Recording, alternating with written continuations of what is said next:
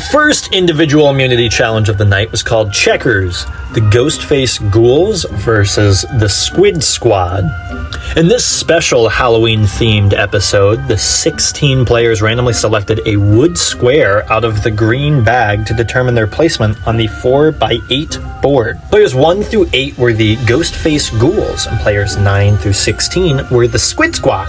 The challenge was played just like Checkers, where the castaways were the pieces on a 8x8 wooden tile board. They moved themselves only diagonally forward on squares, taking turns to capture opposing team members by jumping over them. Capturing was mandatory if possible, and multiple jumps were allowed in a single turn if it lined up correctly. When a player reached the opposite side of the board, they received a green headpiece that was added to their outfit to designate their new status as a Grivet ruler. Once crowned a Grivet ruler, they then were able to move diagonally, either forwards or backwards, on their team's turn. The game was won when only one team was left on the game board. Each team had to make a move every 10 seconds where only one of their players moved. If nobody moved on their team, or if two people attempted to move at the same time from the start team, then the game was paused, and that player lost a player immediately at random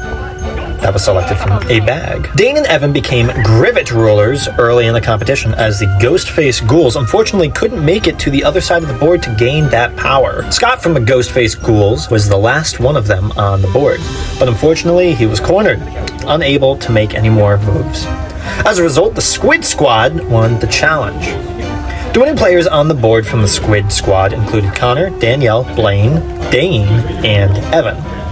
Those 5 players then faced off in a supplemental challenge called Nut Stacking to determine which 2 castaways would receive the individual immunity necklaces. In this challenge, they were given 6 nuts and 1 pickup stick. They had to stack the nuts vertically on top of each other by just utilizing the stick. First 2 players to complete the task and win the first 2 necklaces of the evening were Dane and Blaine. Who else was safe at the first tribal council?